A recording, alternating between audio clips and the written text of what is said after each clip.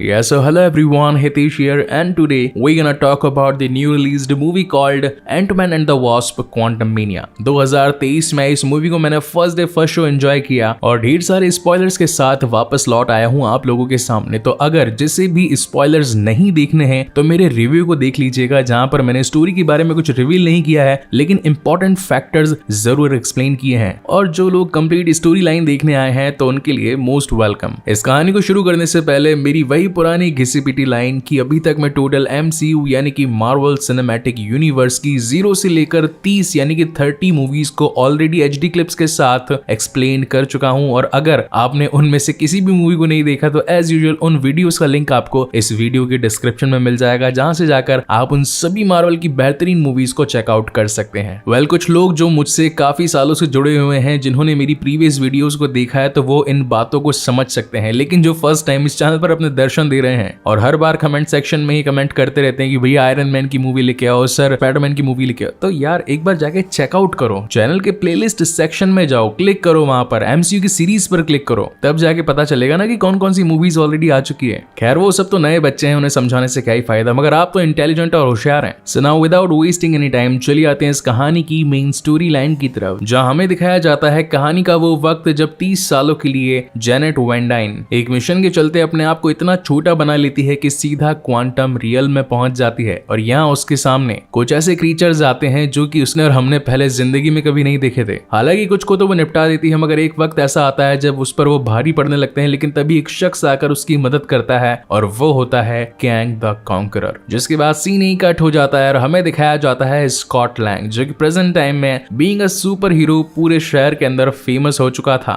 लोग उसके ऑटोग्राफ्स लेते थे, फोटोग्राफ्स खिंचवाते थे, इसी के साथ साथ कुछ भी खरीदारी पर उसका बिल फ्री कर दिया करते थे। और जिस जगह पर स्कॉट पहले काम किया करता था वहां पर भी उसकी फोटो लगा दी जाती है। वहीं दूसरी तरफ हम देख पाते हैं होप वैन डाइन को, जो कि इस वक्त अपनी रिसर्च कर रही थी बीम पार्टिकल्स पर, ताकि उस पर और ज्यादा रिसर्च करके देशों दुनिया को और ज्यादा आगे बढ़ाया जा सके। वहीं आ जाता है स्कॉट लैंग और ये दोनों बियर पीने के लिए शहर के सबसे बड़े ब्रिज के सबसे ऊपर जाकर बैठकर अपना टाइम स्पेंड करते हैं। वाह, लाइफ हो तो ऐसी। इसी के साथ साथ स्कॉट लैंग ने अपनी एक बुक भी पब्लिश करी थी जिसका नाम होता है look out for the little guy, और वो यहाँ अपने सामने बैठी ऑडियंस के सामने अपनी ही बुक को रीड करके बता रहा था। बुक पढ़ते पढ़ते नींद तो आती है, मुझे तो आती है, क्या आप लोगों को भी आती है? अगर आती है तो मुझे कमेंट सेक्शन में जरूर बताइएगा। लेकिन हाँ, स्टोरी को अगर कोई सुनाने वाला हो तो आवाज सुनकर मजा ही आ जाता है। खैर आपको मेरी आवाज कैसी लगती है वो भी मुझे कमेंट सेक्शन में जरूर बता दीजिएगा, अगर कुछ इंप्रूवमेंट होंगे तो जरूर किए जाएंगे। Coming back to the main story, उसके फोन पर कॉल आता है पुलिस स्टेशन से, और जब स्कॉट और होप पुलिस स्टेशन पहुंचते हैं तो वाई ने पता चलता है कि इनकी बेटी केसी पुलिस वालों के साथ लफड़ा कर रही थी और इसी वजह से उसे जेल में डाल दिया गया था। और जाते जाते वो पुलिस वालों को उनकी बड़ी कार का छोटा रूप भी पकड़ा कर जाती है कि जाओ एंजॉय करो। इस बात से स्कॉट को बुरा लगता है क्योंकि वो नहीं चाहता कि उसकी बेटी बुरे रास्तों पर जाए। उसके फादर ने बीइंग एवेंजर पूरी दुनिया को बचाया, जबकि केसी छोटी मोटी गुंडागर्दी करके पुलिस थाने में पकड़ी जा रही थी। यहाँ इस सीन में हम एक बाप और एक बेटी के बीच का कॉन्वर्सेशन और इसी के साथ उनके 5 साल जो कि ब्लिप में बीत गए थे उन मोमेंट्स के बारे में बातचीत होती देख पाते हैं। जिसके बाद ये सभी हैंक के घर पर पहुंचते हैं, मतलब स्कॉट के ससुर जी। यहाँ ये सभी बैठकर आपस में लंच कर रहे थे। स्कॉट का कहना था कि पिम पार्टिकल का यूज करना बहुत ही ज्यादा खतरनाक हो सकता है और बाय चांस अगर ये टेक्नोलॉजी किसी और को मिल गई तो वो शख्स इनका गलत यूज भी कर सकता है। बातों ही बातों में जेनेट और हैंक केसी का साथ निभाने लगते हैं और स्कॉट से कहते हैं कि छोटी बच्ची है और वैसे भी उसने उन लोगों की मदद करी जो कि ब्लिप के 5 सालों बाद जब अपने घर आए थे तो उनके पास रहने के लिए भी जगह नहीं थी। अब वो रोड पर नहीं रहेंगे तो कहाँ रहेंगे, और अगर पुलिस वाले उन्हें हटा देंगे तो आखिर वो लोग जाएंगे कहाँ। और ऐसा केसी ने दूसरी बार किया था, इसका मतलब वो पहले भी एक बार जेल जा चुकी थी। जिस पर स्कॉट का कहना था कि मैं तुम्हें लोगों की मदद करने से मना नहीं कर रहा हूँ, मगर उनकी मदद करने का दूसरा जरिया भी है। मैं तो बस ये चाहता हूँ कि तुम किसी के फटे में टांग ना अड़ाओ, इसीलिए इन मामलों से दूर रहना ही बेहतर है। वहीं होप अपनी मॉम जेनेट को पूछती है कि आखिर वो 30 साल जो कि आपने क्वांटम रियल में बिताए वहां हुआ क्या था आपके साथ, मगर जेनेट उन चीजों को बताने में काफी ज्यादा हिचकिचा रही थी। उसी बीच टॉपिक को चेंज करते हुए हैंक बताते हैं कि उन्होंने अपनी एक नई क्रिएशन करी है जो कि थी एंट सिविलाइजेशन, जहां पर एंट्स खुद ब खुद न्यूरो टेक्नोलॉजी का यूज करते हुए अपने ही रहने की जगह को और ज्यादा एडवांस बना लेती है और इसी के साथ उनका कम्युनिकेशन भी स्ट्रांग हो चुका था। जिस पर केसी बताती है कि उसने भी क्वांटम रियल्म पर रिसर्च करी है। अब अगर इस क्वांटम रियल्म को साफ भाषा में समझाऊं तो जिस तरीके से हमारी दुनिया एक अलग टाइम टाइम और स्पेस के साथ चलती है, जो कि एक अलग डायमेंशन भी है। उसी के साथ अगर डायमेंशन चेंज हो जाए तो वहां का समय और स्पेस अलग तरीके से काम करेगा। इस डायमेंशन पर जितनी ज्यादा खोज करी जाए कम है, तो क्यों ना वहां पर जाए बिना ही सिर्फ एक मैप के थ्रू अगर हम यहाँ बैठे बैठे उस पर अपनी रिसर्च कर पाए तो कैसा रहेगा। तो सभी लोगों का कहना था कि हाँ, ये तो बड़ी ही अच्छी बात है, क्योंकि हमें वहां पर छोटा होकर जाना भी नहीं पड़ेगा और इसी के साथ हमें जानने को बहुत कुछ मिलेगा कि वहां पर किस प्लेस पर टाइम कैसे रिएक्ट करता है। क्योंकि जब जेनेट वहां पर गई तो 30 साल वहीं फंसी रही और उसकी एज भी बढ़ गई, लेकिन जब स्कॉट वहां पर गया 5 साल तो उसकी एज बढ़ी ही नहीं। ऐसा लगा मानो कि वो सिर्फ कुछ सेकंड्स में ही वापस आ चुका था। इस डिवाइस को चालू करते ही यहाँ से कुछ सिग्नल्स क्वांटम रियल में जाते हैं। तो जेनेट पूछती है कि काम कैसे करता है, जिस पर केसी बताती है कि एक ट्रांसमीटर की तरह काम करता है। हम पहले सिग्नल यहाँ से भेजते हैं,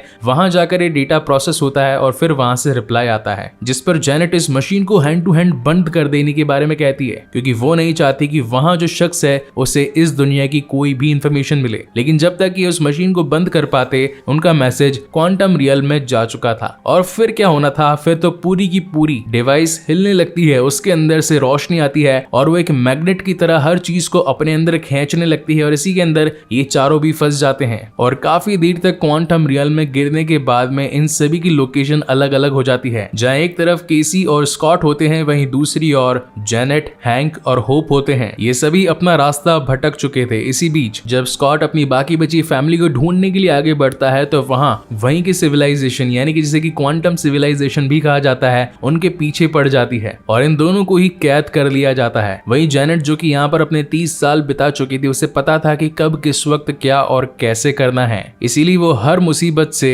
हैंक और होप को बचा रही थी। अब मदद मांगने के लिए चलते चलते एक रेगिस्तान जैसे प्लेस पर पहुंच जाते हैं, जहाँ के लीडर आकर इन पर हमला करने ही वाला होता है। तभी जेनेट उसी का चाकू लेकर उसका हाथ काट देती है, मगर उस क्रीचर की बनावट कुछ ऐसी थी जो कि वापस अपने हाथ को उगाकर उसमें से चाकू निकालकर अगेन जेनेट के हाथ में दे देता है। और यहाँ हमें पता चलता है कि वो तो किसी वक्त पर जेनेट का दोस्त हुआ करता था, जहाँ वो उससे कायरल के बारे में पूछती है। अब ये मिस्टर कायरल इनके लोकेशन से काफी ज्यादा दूर था, इसी वजह से जेनेट का नया दोस्त इन्हें एक सवारी दे डालता है। वहीं सीन शिफ्ट होता है स्कॉट और केसी पर, जो कि इस वक्त उन सभी क्रीचर्स के बीच में थे जो कि क्वांटम सिविलाइजेशन थी। ये लोग काफी ज्यादा चिल्लम चिल्ली कर रहे थे, मगर इन दोनों को कुछ भी समझ नहीं आ रहा था। इसी बीच इन्हें एक मूस पिलाया जाता है, तो केसी कहती है कि हाँ पापा, इसे पी लो, सब कुछ समझ में आने लगेगा। और जैसे ही मूस को पीता है तो इन्हें वहां की भाषा समझ में आने लगती है। इसी के साथ ये जो बातें करते हैं वो भी लोग समझ पाते हैं। काश ऐसा कोई मूस मेरे पास भी होता जिनमें तुम लोगों को पिला देता, ताकि तुम लोग अगेन जो मिलियन व्यूज दिया करते थे मेरे वीडियोस पर,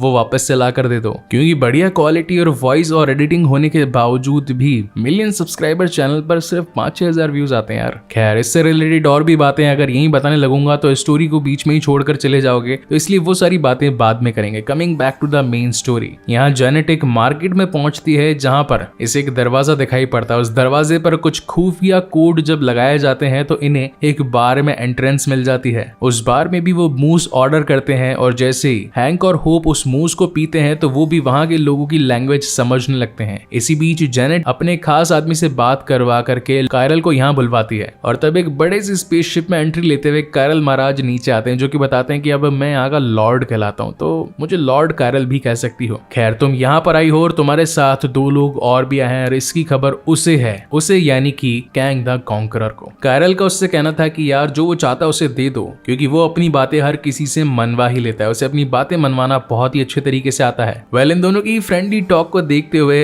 हैंक काफी ज्यादा जेलस फील कर रहा था, क्योंकि उसी की बीवी और 30 सालों तक गायब थी। तो खैर, यहाँ पर कहानी के कुछ फनी मोमेंट्स थे। जेनेट इस बात को जानती थी कि जो कैंग द कॉन्करर को चाहिए, अगर उसे वो मिल गया तो पूरी दुनिया खतरे में पड़ जाएगी, इसी के साथ साथ मेरा परिवार भी। इसीलिए वो लॉर्ड कायरल के साथ न जाते हुए वहीं इसकी टीम पर हमला कर देती है और कैसे तैसे बच करके वहां से निकलने की कोशिश करती है। इस बीच हैंक के हाथ में उन्हीं का एक स्पेसशिप लग जाता है, जिसे कि बाइक की तरह चलाया जाता है, वो भी जेली में हाथ वाथ डाल करके, पता नहीं कैसे चलता था, लेकिन बंदे ने चला दिया उसे। यहाँ सीन शिफ्ट होता है क्वांटम सिविलाइजेशन में, जहां पर उन गुंडों की लीडर जेंटोरा उनके सामने आती है। उसका एक फ्रेंड भी था जो कि दिमाग पढ़ सकता था। तो स्कॉट कहता है कि हमें तुमसे कोई मतलब नहीं है, हम यहाँ पर लड़ाई झगड़ा करने नहीं आए हैं, हमें तो वापस अपने घर जाना है। जिस पर जेंटोरा का कहना था कि अगर तुम यहाँ तक आ चुके हो तो उससे तो खबर चल ही चुकी होगी, उसने वैसे भी हम लोगों पर कई सारे अत्याचार किए हैं, इसीलिए बेहतर होगा कि तुम लोगों को यहाँ से दूर कर दिया जाए, क्योंकि अगर उसे फिर से हमारी लोकेशन का पता चल जाएगा तो वो हम में से अगेन बहुत सारे लोगों को जान से मार देगा।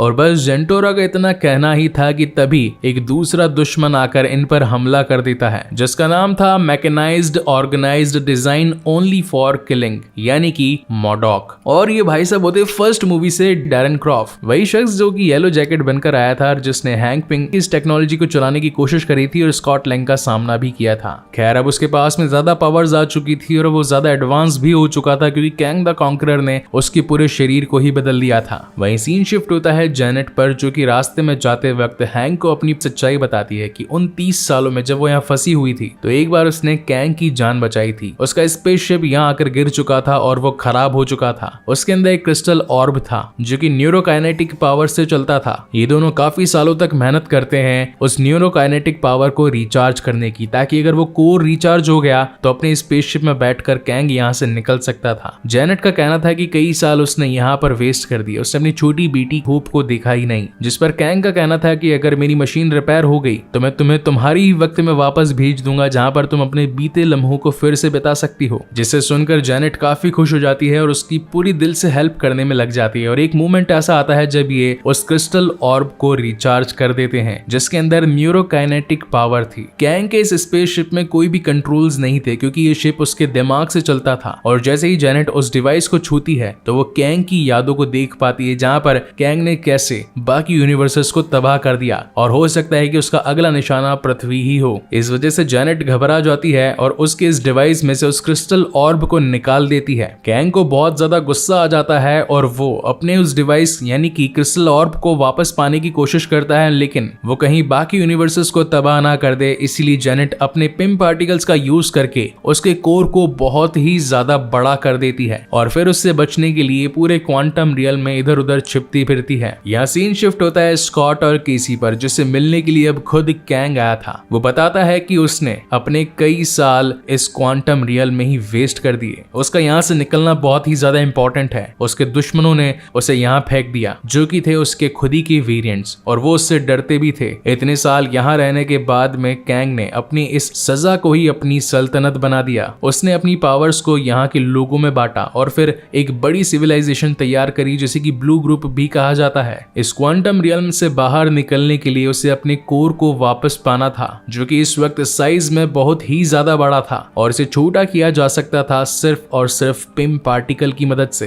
हालांकि जेनेट तो उसकी पकड़ से बाहर जा चुकी थी, मगर जब केसी ने क्वांटम रियल में कुछ मैसेजेस भेजे तो मॉडॉक ने उसे डिटेक्ट कर लिया और कैंग द कॉन्करर के वापस से यूनिवर्स में आने की चाहत और बढ़ गई और इसी वजह से उसने इन्हें कैद करवा लिया। अगर कॉन्करर शब्द को थोड़ा सा एक्सप्लेन करूं तो ये होता है वो विजेता जो कि दूसरे देशों दुनिया पर जीत हासिल करता है और कई सारी यूनिवर्सेस को क्रिएट और डिस्ट्रॉय कर देने के बाद में उसे नाम मिला कैंग, यानी कि पूरा मिलकर कैंग द कॉन्करर। वेल उसका स्कॉट से कहना था कि अगर तुम अपनी बेटी को जिंदा देखना चाहते हो तो मुझे पिम पार्टिकल से इस पूरे न्यूरोकाइनेटिक टेक्नोलॉजी को छोटा करके दो, नहीं तो मैं तुम्हारी बेटी को जान से मार दूंगा। वेल स्कॉट ऐसा करना तो नहीं चाहता था, लेकिन अपनी बेटी की जान बचाने के लिए उसे ऐसा करना पड़ता है। मगर ये काम इतना भी आसान नहीं था। उस न्यूरोकाइनेटिक पावर्स के पास में जाते ही एंटमैन की बॉडी एंटेंगल्ड हो जाती है। अब एंटेंगल्ड को भी मैंने काफी अच्छे तरीके से एक्सप्लेन किया था, जहां एक्चुअल पर्सनालिटी के काफी सारे रूप बन जाते हैं। सोचने और समझने में ये लोग बिल्कुल बराबर होते हैं, मगर होते खुद के ही प्रोटोटाइप हैं। उस क्रिस्टल ऑर्ब तक पहुंचना आसान नहीं था। एंटमैन अपनी पूरी ताकत से अपना फुल साइज बड़ा करने के बावजूद भी उस क्रिस्टल ऑर्ब के कोर तक नहीं पहुंच पाता, जिसमें होप उसकी मदद करती है और ये लोग फाइनली उसे छोटा कर देते हैं।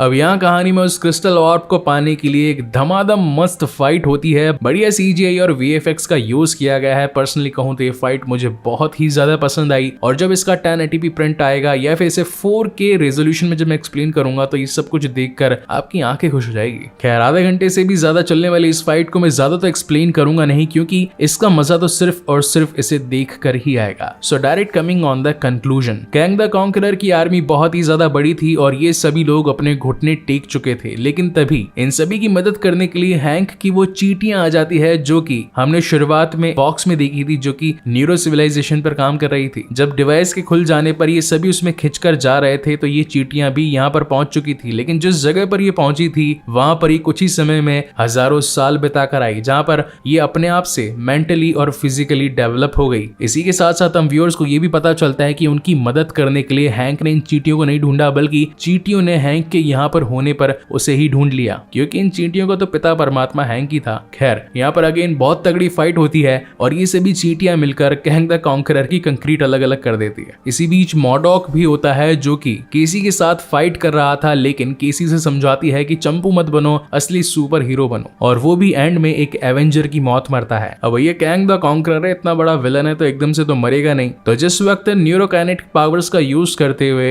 जेनेट, हैंक, होप और केसी क्वांटम रियल्म से बाहर निकल चुके थे और बारी थी स्कॉट की, लेकिन तभी वो अगेन हमला कर देता है। अब स्कॉट नहीं चाहता था कि वो इस दुनिया में आकर हम सभी पर अपना कहर बरसा दे, इसीलिए वो अकेला ही कैंग द कॉन्करर से भिड़ जाता है। दोनों के बीच में ही हैंड टू हैंड कॉम्बैट होता है, जबरदस्त फाइट होती है। अब कहीं स्कॉट को कुछ हो ना जाए, इसीलिए होप उसे बचाने के लिए अपनी जान को जोखिम में डालकर अगेन क्वांटम रियल में आ जाती है और ये दोनों मिलकर कैंग द कॉन्करर को धूल चटा देते हैं, मगर इसी बीच वहीं फंसे रह जाते हैं। अब मुझे तो ये लग रहा था कि हर बार एंटमैन की सीरीज में यही होता है, कभी माँ फंस जाती है, कभी बाप फंस जाता है, फिर कभी पति पत्नी फंस जाते हैं और नेक्स्ट पार्ट में उनको निकालने की पूरी प्लानिंग चलती है। मगर इस बार ऐसा नहीं हुआ। वहीं के वहीं उसी मूवी में ऑन द स्पॉट केसी ने अपनी मशीन को ऑन करके वहां सिग्नल्स भेजे और न्यूरोकाइनेटिक पावर से ये दोनों ही वापस से क्वांटम रियल्म से अपने डायमेंशन में आ सके, यानी कि अर्थ 606। मूवी के एंड में हम देख पाते हैं कि पूरी फैमिली एक हो चुकी थी और स्कॉट अगेन अपनी रूटीन लाइफ में पहुंच चुका था, जहां पर सभी लोग उसे बीइंग अ सेलिब्रिटी मानते थे और एवेंजर का दर्जा भी देते थे और उसकी वापस से कूल लाइफ में उसे मजा आ रहा था। और हैप्पी एंडिंग के साथ ये मूवी यहीं पर खत्म होती है। और अब जिस चीज का आप लोग इंतजार कर रहे थे, यानी कि इसका mid credit and post credit, जिसने पर्सनली इस पूरे मूवी में एक नई जान फूंक दी। मतलब जो लोग बोर भी होंगे